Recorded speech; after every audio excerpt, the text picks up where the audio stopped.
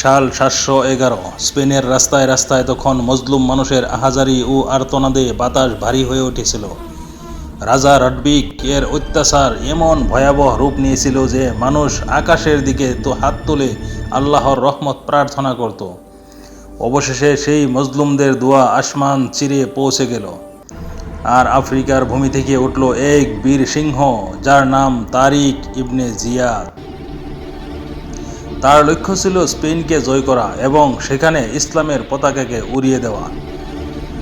মাত্র 7,000 সৈনিক নিয়ে আফ্রিকা থেকে জাহাজে চড়ে তিনি স্পেনের উপকূলে অবতরণ করলেন। সৈন্যরা তখনও জানত না এই অভিযানের পর ইতিহাস নতুন করে লেখা হবে। স্পেনের মাটিতে পা রাখতেই তারিক ইবনে জিয়াদ হুকুম দিলেন, সব জাহাজে আগুন লাগিয়ে দাও।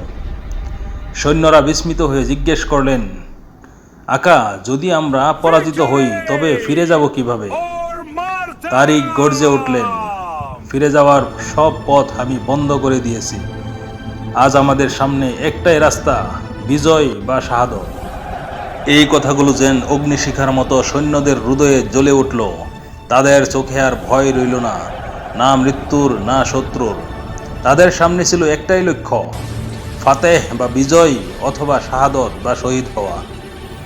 একদিকে ছিল লাখো খ্রিস্টান সৈন্যের বিশাল বাহিনী, আর অন্যদিকে পেছনে উত্তাল সমুদ্রের তরঙ্গ।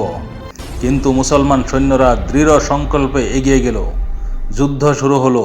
তলোয়ারের জলকানি, ঢালের গর্জন, রক্ত আর আগুনে মিশে গেল ভূমি ও আকাশ। ঘন্টার পর ঘন্টা যুদ্ধ চলল। শেষ পর্যন্ত সূর্যাস্তের সাথে সাথে রডবিকের বাহিনী ভেঙে পড়ল, আর স্পেনের মাটিতে ইসলামের পতাকা উড়ল গর্ব ভরে। সেই দিন থেকেই স্পেনের ভূমিতে শুরু হলো জ্ঞান, ন্যায় ও আলোর এক নতুন যুগ। মুসলমানরা প্রায় 700 বছর সেই ভূমিতে শাসন করেছিল, যেখানে মজলুমরা পেল আশ্রয়, শিক্ষার আলো এবং ন্যায় বিচারের সুবাস। সুবহানাল্লাহ! কি অনুপম ইতিহাস, কি অনন্য দৃষ্টান্ত সাহস, ত্যাগ ও ইমানের।